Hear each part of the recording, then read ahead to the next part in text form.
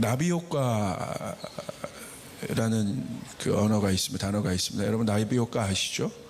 나비의 작은 날개짓처럼 미세한 변화, 작은 차이, 사소한 사건이 추후 예상하지 못한 엄청난 결과나 파장으로 이어지게 되는 현상을 말합니다.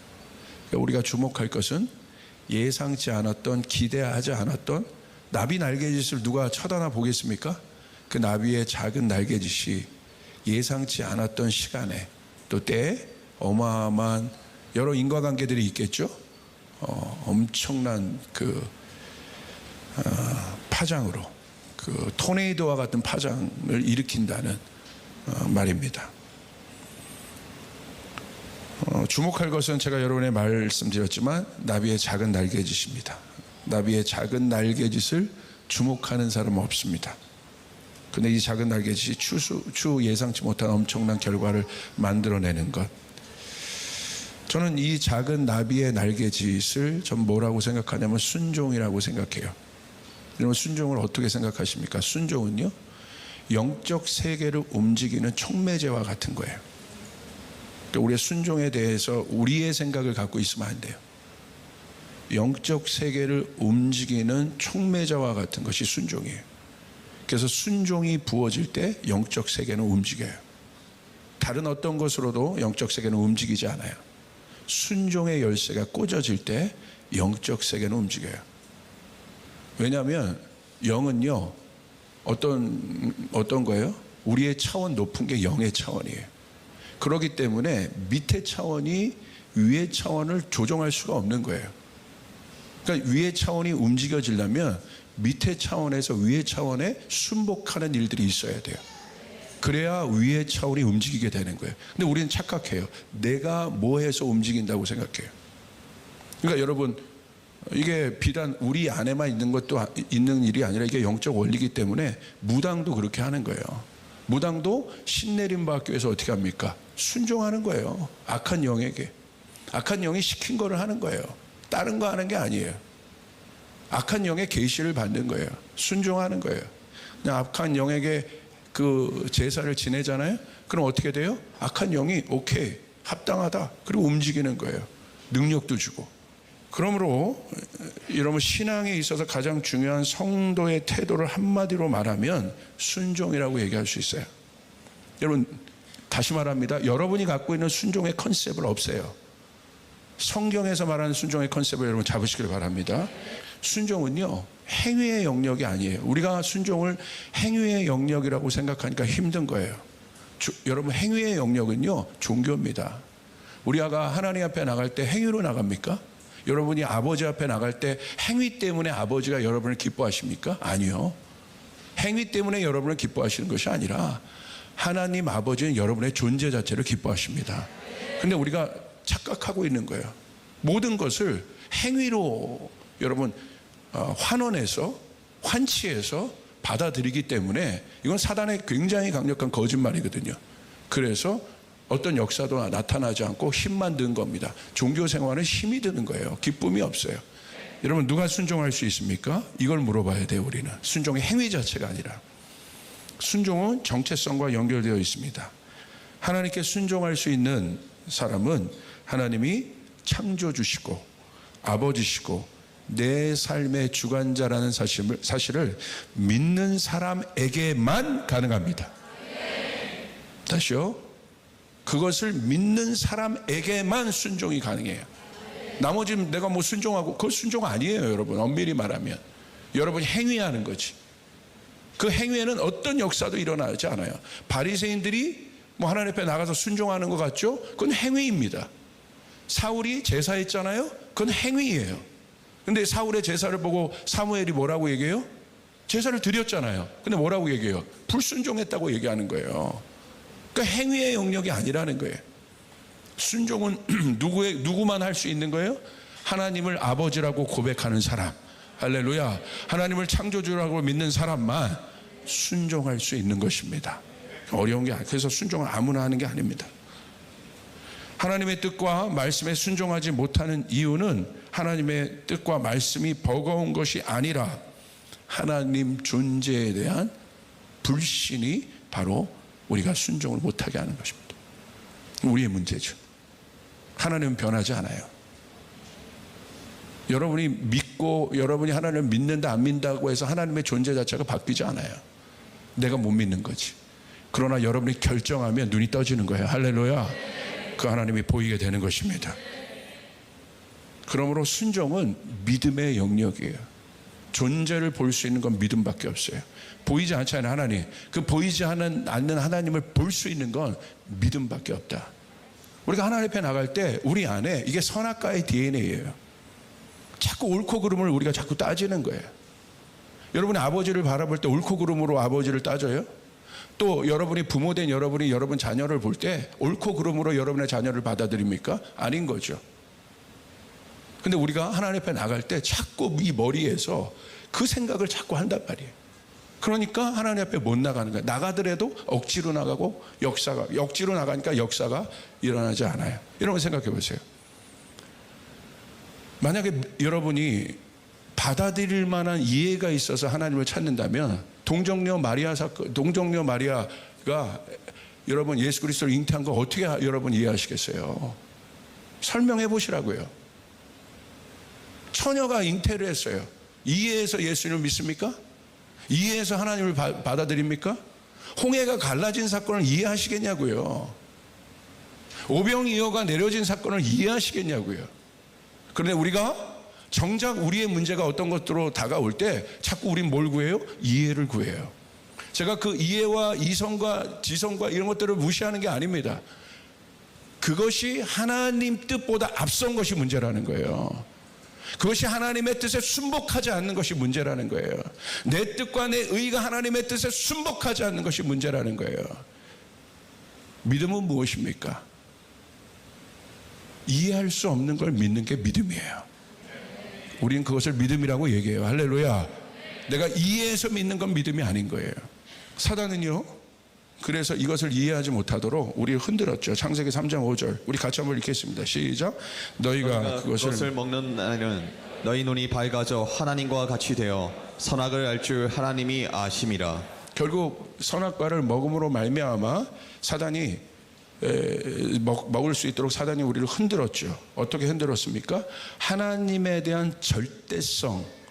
아담은 그 전까지 하나님에 대한 절대적 가치가 흔들린 적이 없는 사람이에요. 하나님이 뭐라고 말해도 거리낌이 없었어요. 왜? 자기가 누군지 알기 때문에. 자기가 피조물이라는 것을 알기 때문에. 창조주가 뭐라고 하는데 피조물이 무슨 말을 합니까? 하나님의 존재와 우리의 존재의 여러분 성립은 하나님이 우리에게 일방적으로 주시는 거예요. 아멘. 내가 뭘 해서 하나님 앞에 받는 것이 아니라 하나님이 우리가 자녀이기 때문에 주는 거예요. 다른 이유가 없습니다. 여러분이 하나님의 자녀이기 때문에 죄를 사하여 주시는 거고 은총을 주시는 것임을 여러분 믿으시길 바랍니다. 아멘. 근데 사단은 그걸 흔든 거예요. 그때부터 하나님의 절대적 가치가 흔들리기 시작하죠. 내 생각이 들어오기 시작하죠. 꼭 그래야 돼? 왜 하나님 선악과 먹지 말라고 그랬어? 이해가 안 되네. 이해를 구하기 시작해요. 여러분 사단은요, 그런 의심과 불신을 우리의 원죄 가운데 넣어버렸어요. 여러분 보세요. 탕자의 큰형 아버지를 신뢰하지 않죠. 신뢰하는 것처럼 같이 있다가 결정적인 시간에 자격 없는 동생을 잘해주는 아버지가 자기 생각으로 못마땅해요. 잘해줄만 해서 잘해줘도 마음이 좀 불편할 텐데 잘해줄 이유가 하나 없는 동생을 자기 이성과 생각으로 잘해주니 못마땅하는 거죠. 왜 잘해주냐는 거예요. 우리 집에 어려움만 끼친 저놈을. 이해가 안 되는 겁니다. 그런데 아버지의 사랑은 그게 아닌 거죠. 우리 내면에 드러나지 않을 뿐이지 십자가에서 죽지 않는 자는 항상 지킬 박사 밑에 숨어있는 하이드처럼 도사리고 있습니다. 여러분 누가 순종할 수 있겠습니까? 나비 효과처럼 아무것도 아닌 작은 일까지 순종할 수 있는 사람을 통해 하나님은 하늘문을 여시고 당신의 뜻을 이루십니다. 뼛속까지 자녀의 영으로 가득한 사람이 결국 아버지의 음성을 기쁨으로 받을 수 있습니다. 할렐루야. 하나님에 대한 절대적 그 존재에 대한 믿음. 그래서 순종은 행위가 아니라는 거예요. 그래서 아들의 본이 되신 예수님은 십자가를 지시고 순종하셨어요. 십자가는 세상의 눈으로 볼 때 작은 날개짓에 불과합니다. 아무도 쳐다보지 않아요. 이 쓸모없는 무의미한 날개짓일 수 있습니다. 그러나 그 십자가를 통해 어떤 일이 일어났습니까? 새로운 세상이 열렸습니다. 모든 사람이 살아날 수 있는 길들이 만들어졌습니다. 할렐루야. 그래서 고전 1장 18절, 우리 고린도전서 1장 18절 같이 한번 읽겠습니다. 그 여러분이 하는 작은 날개짓이 얼마나 엄청난 것인지를 여러분 잘 보시길 바래요. 우리 한번 선포해 볼까요? 시작. 십자가의 도가 멸망하는 자들에게는 미련한 것이요 구원을 받는 우리에게는 하나님의 능력이라. 누구에게 하나님의 능력이 나타납니까? 하나님 앞에서 바보 된 사람들에게 나타나요. 왜 하나님 앞에서까지 똑똑하시려고 합니까? 왜 하나님 앞에서까지 이유가 그렇게 많습니까? 하나님은 우리보다 높으신 분입니다. 하나님 우리의 생각보다 높으신 분입니다. 하나님 우리보다 능력이 많으신 분입니다. 누구에게 하나님의 능력이 나타납니까? 미련한 십자가의 도를 따르는 자들이에요.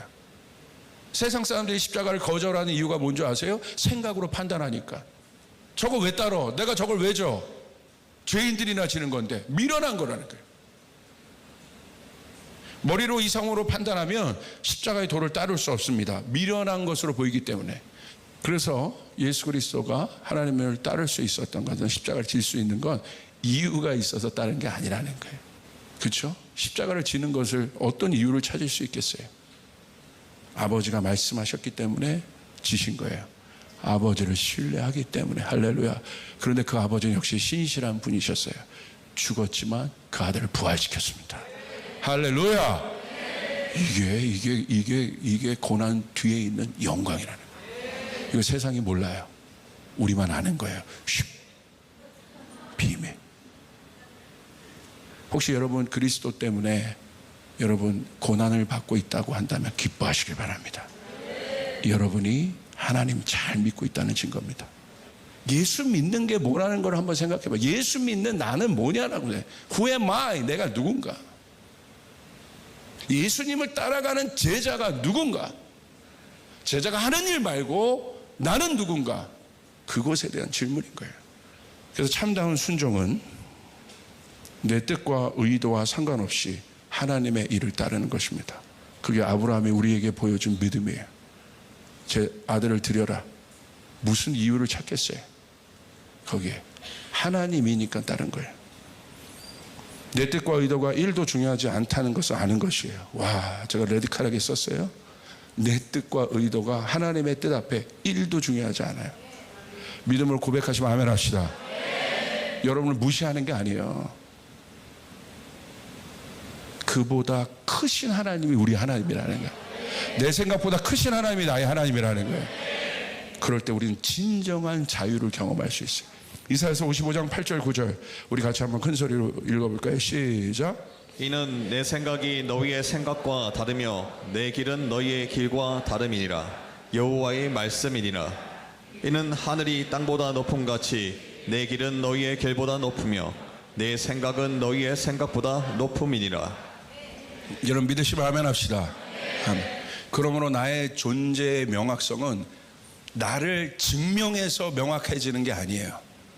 스펙을 많이 쌓아서 명확해지는 게 아니라 하나님의 존재가 명확해지면 내 존재도 선명해지는 거예요. 할렐루야. 선명해지는 거예요. 아주 분명해요. 다윗의 인생을 한번, 제자의 인생 한번 들어볼게요. 여러분 다윗이 자신의 계획과 상관없는 일방적인 부르심과 기름 부음을 받았습니다. 다윗이요, 사무엘이 오니까 와 나도 저기 가서 기름 부음을 받아야겠다 그랬습니까? 아니요. 자기 다윗은요 저기 가가지고 원래대로 구석에서 양치고 있었을 뿐이야. 하프 키고 노래할 뿐인데 원래 리스트에도 없는 자예요. 근데 사무엘이 딱 있더니 없거든 그 사람이. 그랬더니 뭐라고 했어요? 아들 한 명 데리고 오라고. 더 있다는 거야. 데리고 왔더니 죄다. 다윗이 기대하지 않았다니까요. 다윗이 예상한 게 아니에요. 다윗이 자기 인생을 여러분 계획한 것이 아니에요. 하나님이 일방적으로 부르신 거예요. 할렐루야. 그리고 기름 부으셨어요. 사무엘상 16장 14절에 보니까 사무엘이 기름 뿔병을 가져다가 그의 형제 중에서 그에게 부었더니 이날 이후로 다윗이 여호와의 영에 크게 감동되니라. 할렐루야. 그날 이후부터 다윗은 자기 생각대로 살지 않아요. 전적으로 하나님 앞에 순종하여 살기 시작해요. 여러분, 이게 성령님의 역사가 지난주와 동일한 설교예요. 성령님의 역사가 나타나는 삶과 성령님의 역사가 나타나지 않는 종교는 판이하게 다른 거예요. 우리 교회는 성령의 역사가 나타나야 하는 것이에요. 하늘의 놀라운 능력이 이 땅에 풀어져야 되는 것이에요. 여러분에게 이루어져야 되는 것입니다. 누구에게 이루어지냐는 거예요. 오늘 다윗 가운데 왜 그런 일들이 있었을까요? 오늘 우리의 혼의 영, 하나님의 영에 순복하지 않는 자아와 혼들이 예수 그리스도의 십자가 앞에 처형당하고 깨져야 되는 것이에요. 제자 보십시오. 자신의 계획이 아닙니다. 일하고 있었어요. 근데 예수님이 찾아가요. 예수님이 제자 뽑습니다, 리크루트한 게 아니라 찾아가요. 그리고 어떻게 합니까? 불러요. 의도된 게 아니라니까요. 계획된 게 아니라니까요. 그런데 어떻게 했어요? 순종한 거야. 다윗도요, 의도된 게 아니에요. 사무엘이 말하는 거야. 너가 그 사람이야. 왜 나요? 왜 나요? 아니, 너 기름 부음 받아야 돼. 왜 저요? 그러지 않았다는 거야. 내 계획이 없는데요. 근데 다윗의 위대함은 뭡니까? 제자의 위대함은 뭡니까? 계획이 없는데 기름 부음을 받은 거야. 자기 그물을 버려두고 예수를 따라간 겁니다. 거기에 역사가 일어나는 거예요. 여러분, 골리앗 보십시오. 그 이후부터 다윗의 인생 가운데 골리앗의 계획은 없습니다. 여러분이 여러분의 인생의 주인이라고 생각하십니까? 내 계획대로 이렇게 됐다고, 이 정도 해가지고 내 계획대로 여기까지 왔다고 생각하십니까? 그런 분 아무도 없을 거예요. 여러분, 하나님의 역사가 나타나야 되는 거야. 골리앗 보십시오. 다윗의 계획이 없다니까요. 형들에게 도시락 배달 갔다가 누구를 들은 거예요? 하나님 조롱하는 골리앗 소리 들은 거예요. 그런데 하나님이 어떤 마음을 주신 거예요? 이미 그때 이후부터 여호와의 신에 감동되었기 때문에 이제 자기 뜻이 아니라 자기 능력으로는 소년일 뿐이에요. 계산하면 절대 싸울 수 없습니다. 나갈 수 없습니다. 그런데 어떻게 다윗이 그렇게 담대할 수 있었습니까? 그 안에 절대적인 하나님이 계시기 때문에, 절대적인 하나님 앞에 다윗이 서 있기 때문에, 사람 앞에 서 있는 것이 아니라 절대적인 하나님 앞에 서 있기 때문에 그가 담대할 수 있었다는 사실이에요. 여러분 믿습니까? 하나님 앞에 서 있잖아요. 계산하지 않잖아요. 근데 다윗이 어떻게 해요? 하나님 그 마음 주신 거죠. 다윗아, 너 나가볼래? 네가 나가야 될 것 같은데 아무도 안 나가잖아. 네가 싸워야 될 것 같아. 왜 저예요 하나님? 왜 저예요? 그러지 않았다는 거야. 예 주님, 예 주님, 제가 나가겠습니다. 만군의 여호와의 이름으로 내가 나가겠습니다. 형들이 무시합니다. 너 나오지 말라고 무시합니다. 사울도 무시합니다. 결국 뚫어버려요. 왜? 하나님 음성 들었기 때문에. 레디컬한 삶이 무엇입니까? 들었다면 순종하시길 바라요. 선포한 말씀에 순종하시길 바랍니다. 그때 역사가 일어나는 거예요. 그때 골리앗이 무너진, 여러분 인생을 살면서 골리앗이 무너지는 경험을 몇 번이나, 누가 몇 명이나 어떤 크리스찬이 했을까요? 이 어마어마한 증거, 이 증언, 내가 신앙생활하면 수백만 명의 그리스도인들이 있는데 그들의 평생의 신앙생활 가운데 골리앗이 무너지는 그 초자연적인 경험을 몇 명이나 경험했을까요? 근데 주님의 뜻은 모든 사람이 경험하길 원하시는 거예요. 할렐루야. 어떻게 해야 됩니까? 내 생각이 아닌 거예요. 주님의 뜻을 따르는 겁니다. 계산하지 않는 겁니다. 순종입니다. 그리고 나서 골리앗을 통과해서 갑자기 국가의 영웅이 됐어요. 그것도 다윗이 계획한 게 아니잖아요. 누가 나 높여달랬어? 근데 여인들이 와가지고 갑자기 다윗 오빠! 막 그러면서 오빠! 만만! 사울은 천천히. 근데 그게 화근이 돼가지고 그다음부터 뭐가 됐습니까? 도망자. 다윗이 계획한 게 아니에요. 내 인생이 도망자가 될 것이라고 누가 계획했습니까? 근데 다윗이요, 묵묵히 그걸 받아들이면서 또 따라가요. 억울하다 막 그러지 않아요. 우리 안에 억울한 일이 얼마나 많아요. 그러지 않아요. 예수 믿는 사람이 억울한 일이 어디 있어요. 처음엔 좀 억울할 수 있어도 그 안에 하나님이 개입하신다면, 할렐루야, 내 인생 가운데 하나님이 계신다면 억울할 일이 없는 거예요. 하나님에 대한 신뢰가 있다. 누가 날 이해하지 못하고 여러분 알아주지 못하는 것이 중요한 게 아니에요. 아멘. 세상의 거울이 나를 보장해 주는 것이 아니라 오늘 오직 하나님만이 내 영혼을 주관하는 분이란 말입니다. 아멘. 그거죠. 그리고 아둘람굴로 갔어요. 근데 어떻게 합니까? 거기에 자기도 힘들어 죽겠는데 빚진 자, 여러분 원통한 자 이런 사람들이 잔뜩 와요. 왜 이런 일들, 나도 힘들어 주는데 하나님 왜 이런 일들을 나에게 허락하시나요? 그러지 않았다는 거야. 하나님이 만들어주시는 흐름을 따라갔다는 거예요. 자기가 만들어주는 흐름이 아니라, 여러분 억울했으면 암살단 조직해서 사울 제거했죠. 다윗의 위대한 점은 하나님이 그 인생에 만들어주신 결을 따라갔다는 거예요. 작은 일에 순종했는데 여러분 하나님이 파도를 만드시는 거예요. 할렐루야. 이게 역사입니다. 오늘 여러분의 삶 가운데 주님이 말씀하시는 작은 것에 큰 거 순종하는 건 쉽다니까. 엘리야 목사님, 우리 이주열 목사님 와서 선포하신 것처럼, 여러분 엘리야가 호렙산 가기 전에 하나님이 불에도 물에도 바람과 불에도 이렇게 강력하게 지진을 통해 나타나셨지만 하나님 거기 안 계셨잖아요. 하나님의 음성이 어디에? 세미한 것에. 그 이야기를 딱 듣는데 아, 이거다. 작은 것에 순종하는 사람이 큰 것에 순종할 수 있다는 거예요. 작은 것에 타협하지 않는 사람이 큰 거에도 타협하지 않는다는 거예요. 오늘 순종하는 사람이 내일도 순종할 수 있다 이거예요.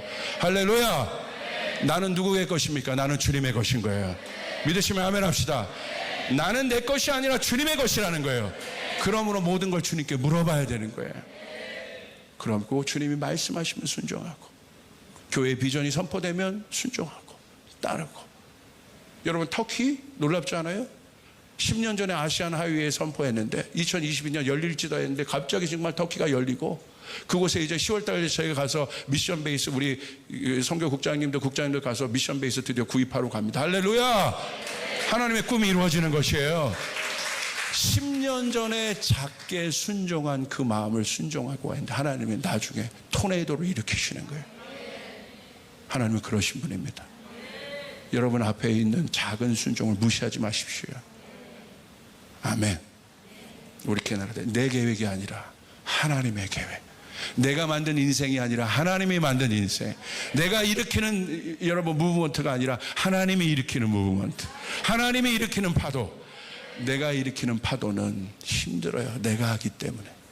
그러나 하나님이 일으키신 파도는 끝이 없습니다.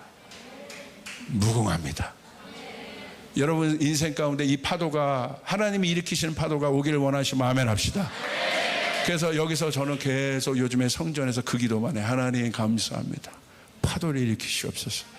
내가 일으키는 것이 아니라 하나님의 파도가 일어날지어다. 우리 교인들을 사용하여 주시옵소서. 기쁨의 파도가 올지어다. 즐거움의 파도가 올지어다.